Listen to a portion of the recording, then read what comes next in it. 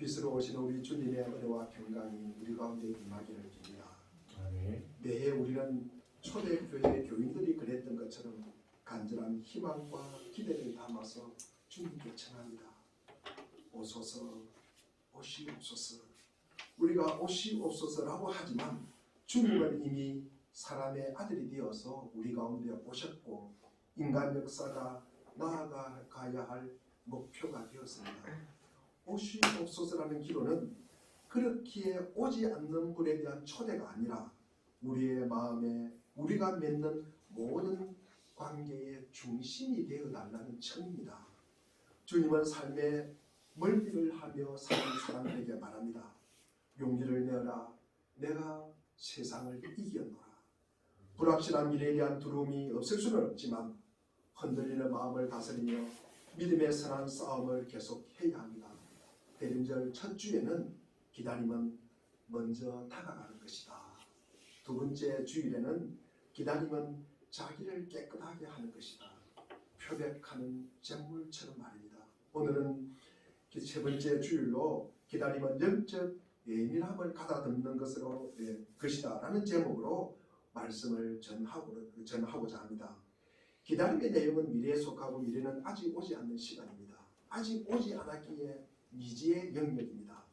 미래는 설렘과 희망으로 다가오기도 하지만 우리 속의 불안과 두려움으로 다가오기도 합니다. 학자들은 오늘의 젊은이들의 역사상 최초로 앞선 세대보다는 못한 삶을 살게 될 수도 있을 것이다 라는 우울한 전망을 하고 있습니다.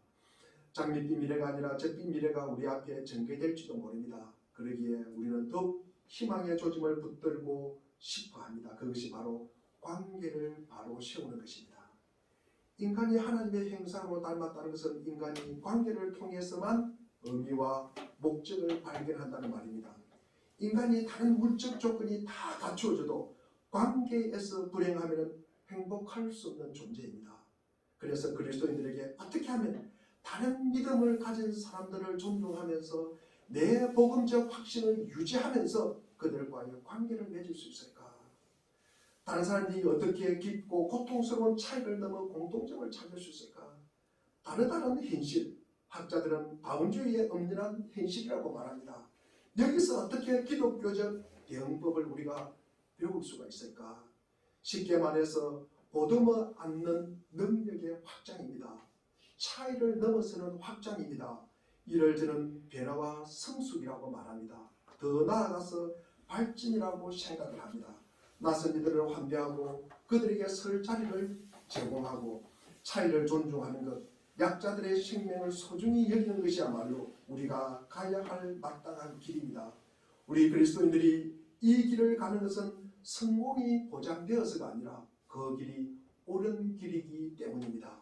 그 길은 하늘의 이치와 땅의 이치를 관통하는 진리요 모든 일을 살리는 생명의 길입니다. 엔트로피, 노동의 종말, 소유의 종말을 쓴 이 제레미 리퍼키는 역사를 공감의 확대 과정이라고 설명하고 있습니다. 남의 입장에서 우리가 생각해 보면은 세상에 우리가 자기 잘났다고 떠벌리는 사람, 좋아하는 사람 있습니까? 없습니까? 없습니다. 다시 한번 묻겠습니다.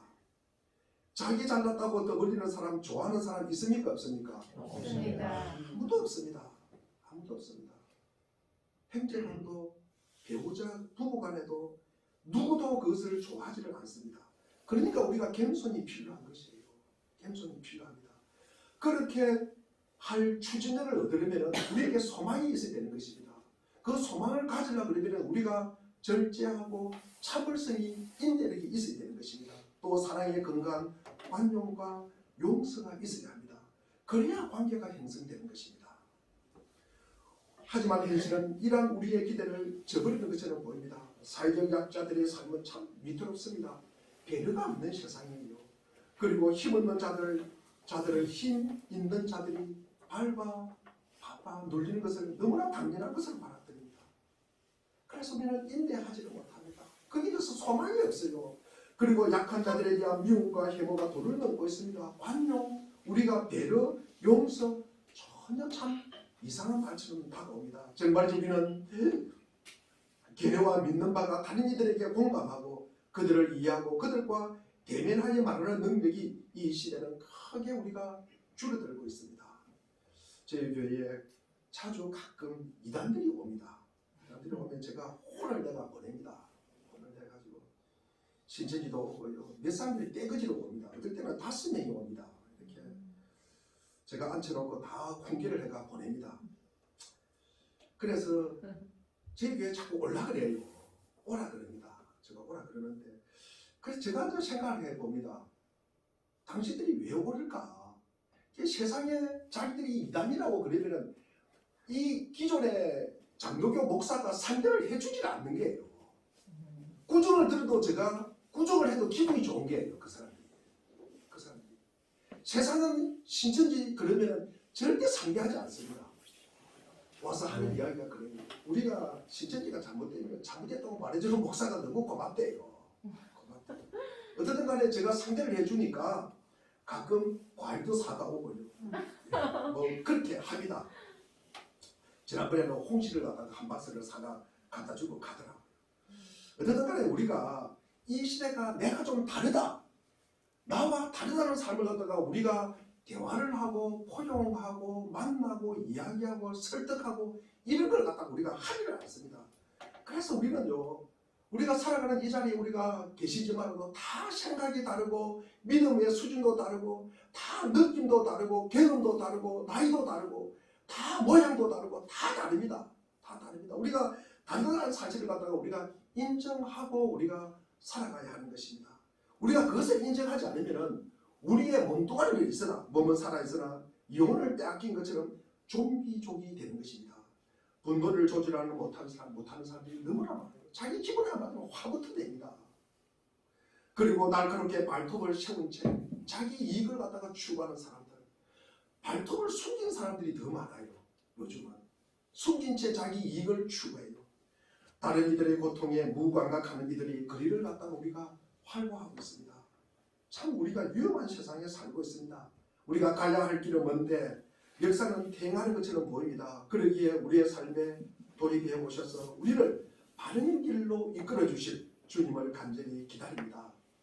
보네프라는 학자가 쓴 이 기다리는 사람들이라는 책에서 어둠이 지극한 바로 이때야말로 주님을 기다린다는 의미가 뚜렷이 드러내는 때라고 말합니다.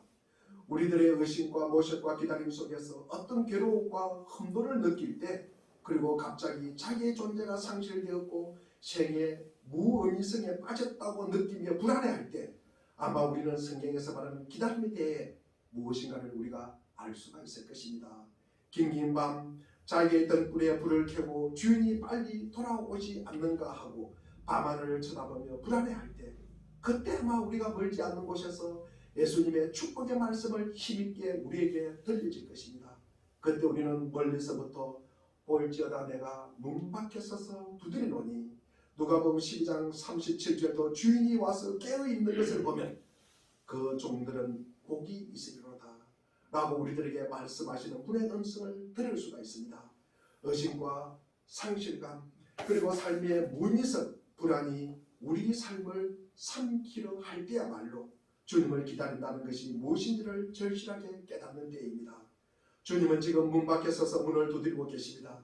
예기치 않는 시간에 당도하는 주인처럼 우리에게 오고 계십니다.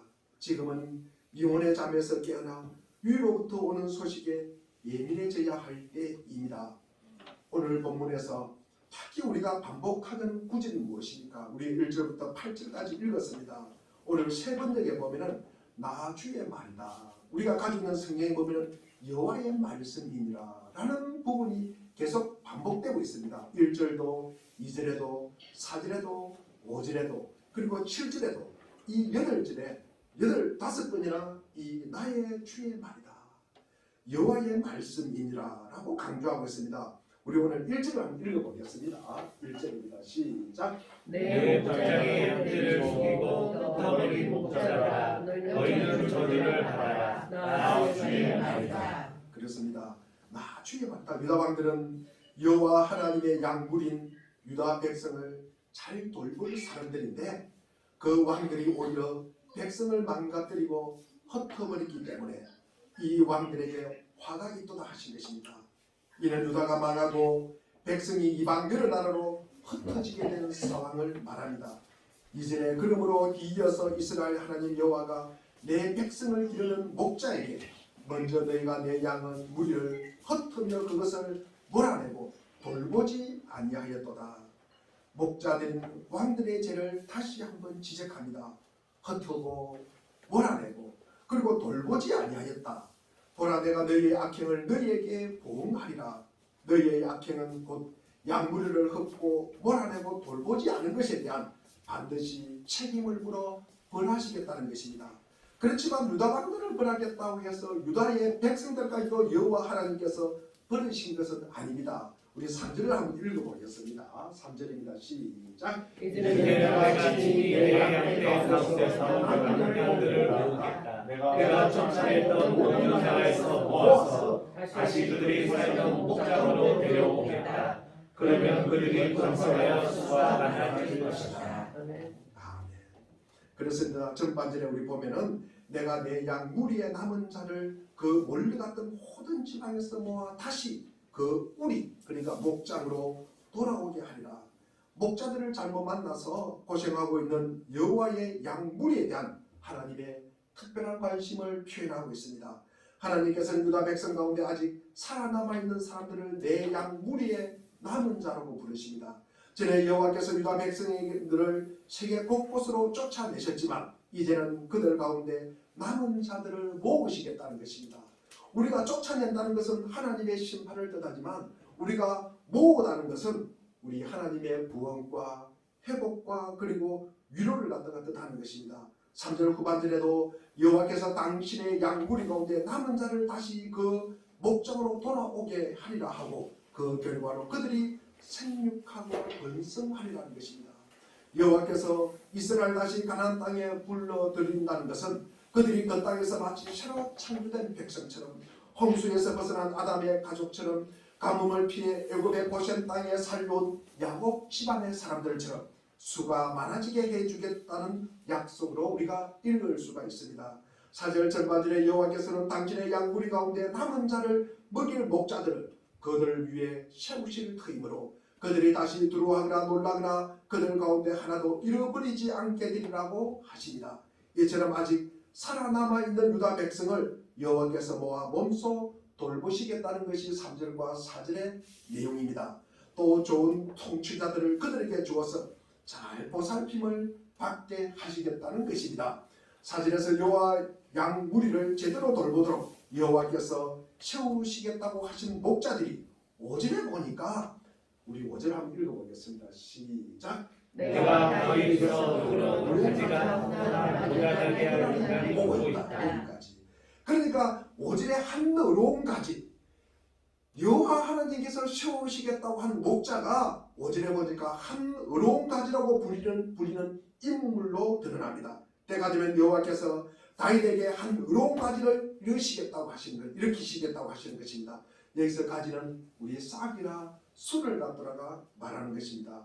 이 말씀은 여호와께서 다윗 왕조를 이어갈 새로운 후손을 주시겠다는 뜻입니다. 이 후손을 가리켜 의로운 가지라고 하는데 그 가는 그가 왕이 되어 지혜롭게 행사하며 세상에서 정의와 공의를 행하실 것이기 때문입니다.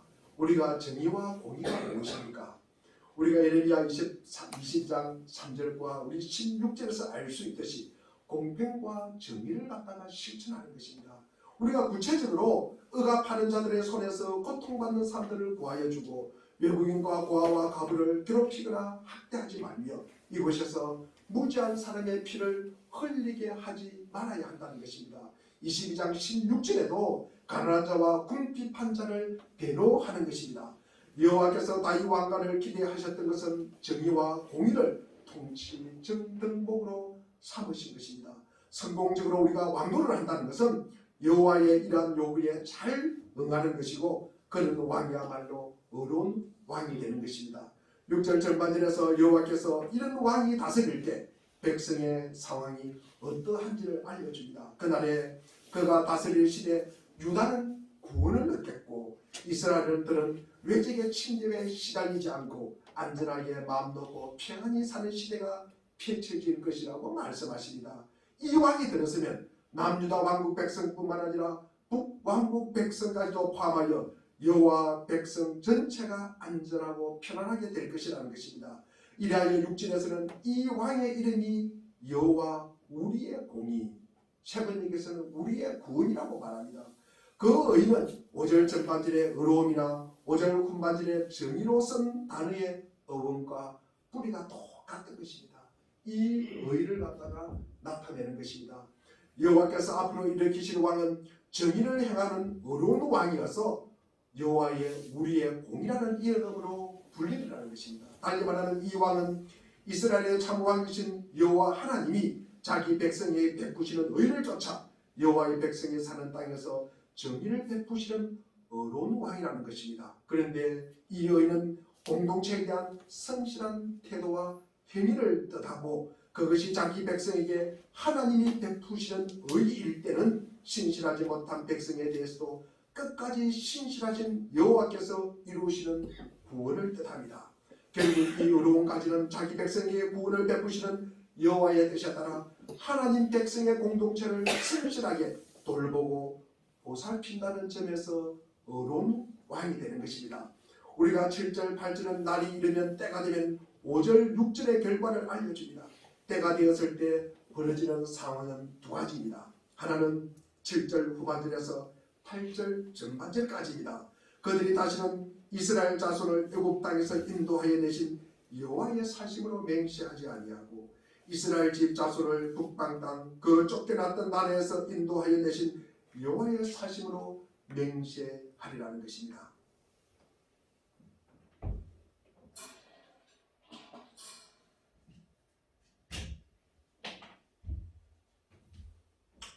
더워가지고 제가 입이 좀 바삭바삭 마릅니다. 우리가 사람이 맹세를 할 때는 어떤 하나님을 두고 맹세하느냐에 따라서 그 사람의 신앙관을 우리가 알 수가 있습니다. 날이 이르면 때가 되면 사람들이 출애굽의 하나님을 두고 맹세하지 아니하고 새로운 구원을 이루실 하나님을 두고 맹세하리라고 함으로써 새로운 구원의 사건이 벌어질 것을 우리에게 알려주고 있습니다. 이 말씀은 앞으로 여호와의 백성이 뵙게 될 구원, 곧 이방 나라에 흩어져 살던 이들을 여호와께서 다시 이스라엘 땅으로 이끌어 들이신다는 사건입니다. 흩어지고 쫓겨났던 나라인 아수르나 바벨론 폴에서 돌아오게 하는 사건이 이스라엘과 여호와의 관계를 완전히 새롭게 하는, 그리고 새로운 출애굽 사건이 된다는 말씀입니다.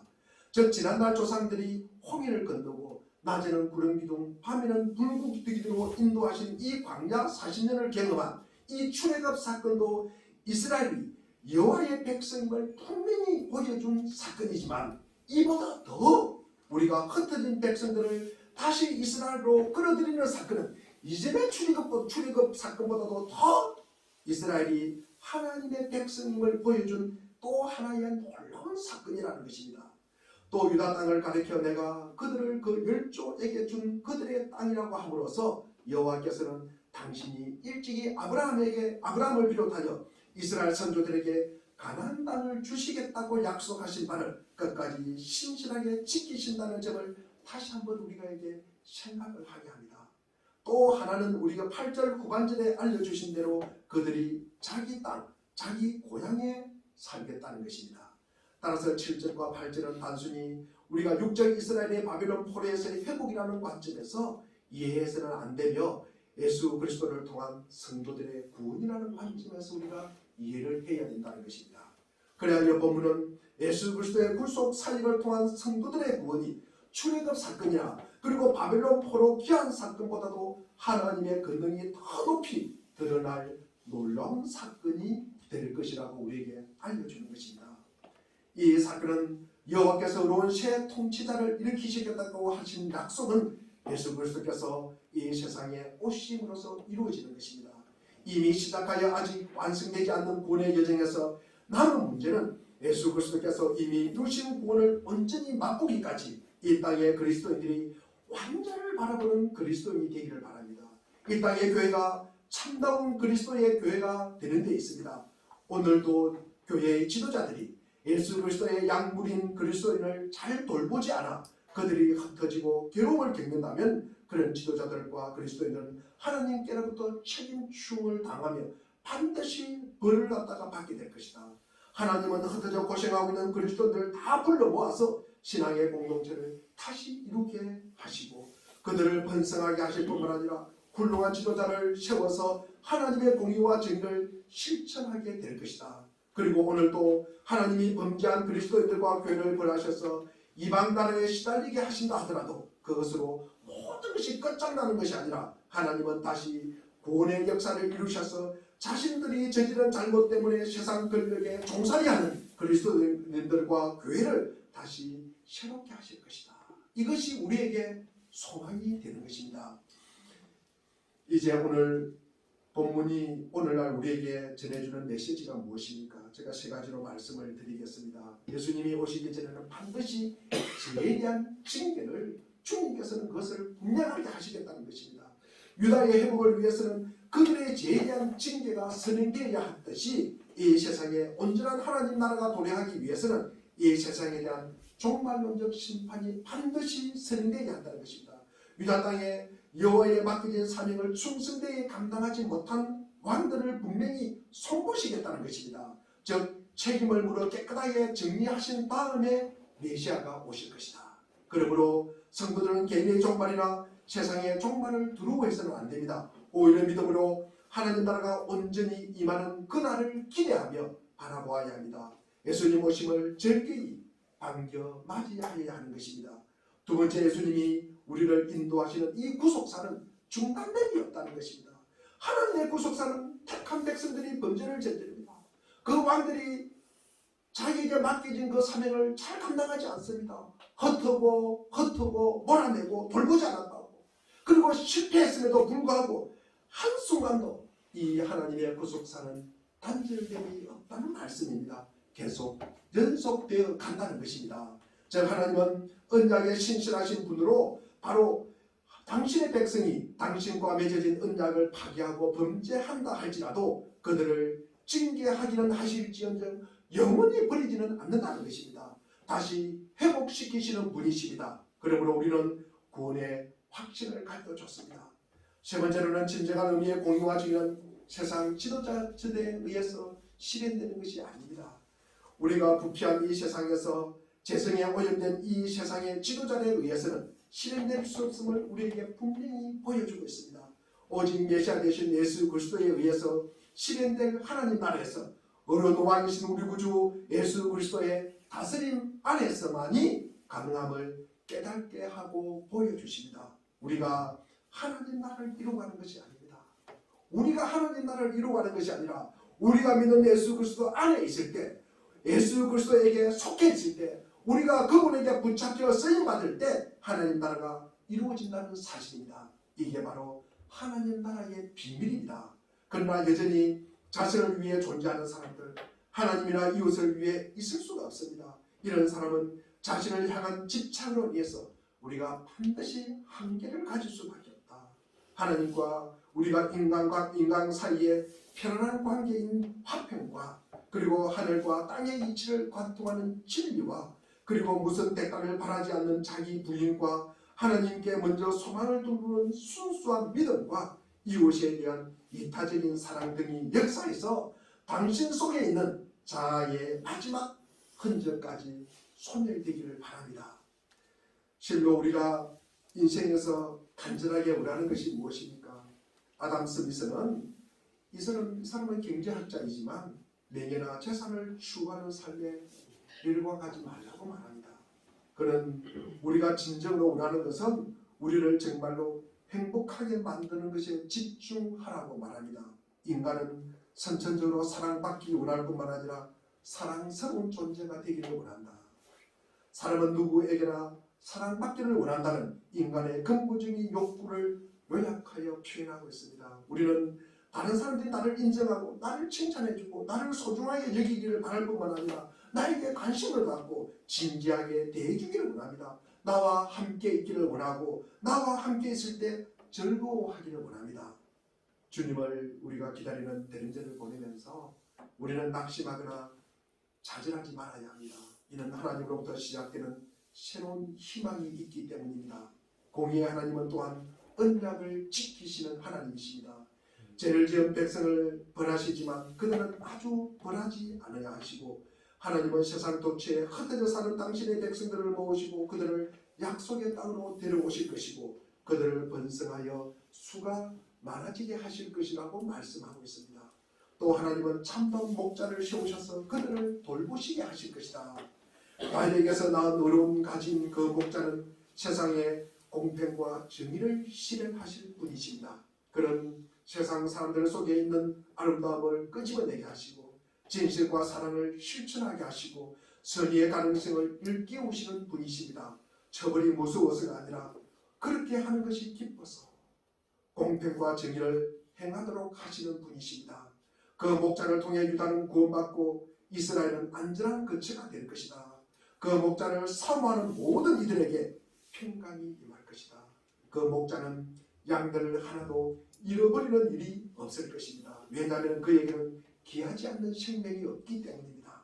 선한 목자는 생명을 아끼시는 분이십니다. 우리는 선한 목자를 잘 압니다. 요한복음 10장 11절에 보니까 한번 읽어보겠습니다. 시작. 나는 선한 목자이다. 나는 내 양들을 위하여 자기 목숨을 버린다.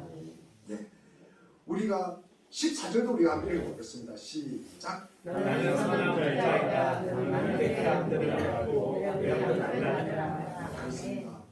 우리가 나는 선한 목자라고 우리 주님께서 말씀을 하셨습니다. 그런데 우리 주님께서 하시는 일을 보면 우리의 눈에 참 덕이 보여요.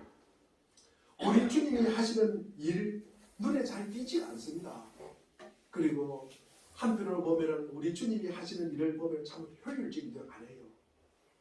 저렇게 살다가 굶어 죽기 십상이다. 우리가 이런 생각을 아마 가질 수가 있을 것입니다. 그러나 봄볕에 온 산을 덮고 있는 눈이 녹는 것처럼 하나님이 하시는 일을 막을 사람은 아무도 없습니다. 우리는 그렇게 일하시는 하나님을 신뢰해야 합니다. 생명의 속도는 느린 법입니다. 세상이 아무리 어두워도 빛을 이길 수는 없습니다. 주님이 지금도 일하시기에 우리도 일해야 합니다. 지금 우리 가운데 오고 계신 주님은 우리의 마음의 중심에 자리를 찾는 거예요. 우리 주님께서는 이미 오셨다고 아까 서두에 말씀을 드렸습니다. 그러면 우리가 주님을 기다린다는 말이 무엇입니까? 우리 주님이 우리 마음의 자리를 찾는 거예요. 자리를 찾는 거예요. 그것이 오늘 우리가 예민하게 하는 것이다. 이것이 우리가 공감의 확장이라고 제가 설명을 하고 있습니다. 그래서 우리를 위해 길을 만들고 계십니다. 우리 주님이 우리의 중심에 자리하는 거예요. 우리 가장자리에 자리하는 것이 아니라 우리 중심에 자리하는 것이 기다립니다. 볼 생각이 없는 사람의 눈에는 보이지 않지만 그 길은 분명히 열리고 있습니다. 우리가 여러 가지 어려운 상황에 살아갑니다. 여러 가지 건강으로, 그리고 또 재정적인 문제로, 그리고 각자 우리가 들어보면 참 고난의 삶 가운데 우리가 살아갑니다. 세상적으로 우리가 코로나가 지금도 또 이렇게 많이 번지고 있는 과정에 있습니다. 이 또한 주님의 분명한 뜻이 있을 것이다. 이를 통해서 우리에게 하시고자 하는 분명한 메시지가 있을 것이다. 우리가 이것을 갖다 읽어야 된다는 것입니다. 시간이 지난 후에 되돌아보면 우리 주님의 선하심과 인자심을 우리가 깨닫게 될 것입니다. 아무리 우리가 철저히 원수일지라도 우리가 대한민국과 일본과도 그런 것 같아요. 그리고 남과 북한도 그런 것 같아요. 북한과 미국 사이도 그런 것 같아요. 이 빚어진 긴 반복의 역사와 기억이 우리가 일시에 해소될 수는 없겠지만 날이 이르면, 때가 되면, 서로 신뢰가 싹 되면 역사의 봄이 멀지 않아 새롭게 펼쳐질 것을 기대합니다. 눈만 뜨면 싸우는 여당도 야당도, 입만 벌렸다 하면 서로 헐뜯는 보수와 진보도, 층간소음으로 갈등하는 위층 아래층도, 돌아서면 남인 부부 간에도, 성도 간에도, 이웃 간에도, 믿는 자와 믿지 않는 자도 마찬가지입니다. 우리가 한 의로운 가지를 통해서 다른 걸로는 안 됩니다. 사랑으로는 안 됩니다. 우리가 한 의로운 가지를 통해서 공평과 정의를 행하실 것이며 찢어지고 흩어진 백성들을 함께 모아 구원의 기쁨을 누리고 평안을 주실 것이다. 누가? 한 의로운 가지가. 세상은 이렇게 조금씩 변해갑니다. 믿음의 사람들은 그런 시대적 징조를 우리가 특별히 우리가 예민하게 받아들여야 합니다. 기름지는 세상에 쫓기면서 무뎌진 우리의 영혼을 우리가 예민하게 나를 세우는 시간이다. 혼돈을 질서로 바꾸는 하나님, 슬픔과 눈물에서 기쁨과 행복을 가져다 주시는 하나님, 근심과 걱정과 불안에서 평강을 만드시는 하나님, 어둠 속에서 빛을 만드시는 하나님, 지금 울고 있는 이들 곁에 다가서시는 하나님, 예수님은 그냥 무조건 참으라는 것이 아니라 차이를 넘어서 우리를 용납하시고 반겨 안아주시는 분이심을 우리는 기억하셔야 합니다. 그분이 한 어려운 가지로 오신다는 말씀입니다. 무의미의 깊은 구름덩이에 빠진 이들을 건져 올리셔서 우리가 전혀 생각하지도 않는 그 사람을 하나님은 들으셔서 당신의 일에 동참시키는 이 하나님의 섭리를 우리가 이 땅을 살아가면서 온몸과 마음으로 우리가 받들고 느끼고 그리고 경험하면서 우리가 살아가는 우리 모두가 되기를 바랍니다. 기도하겠습니다.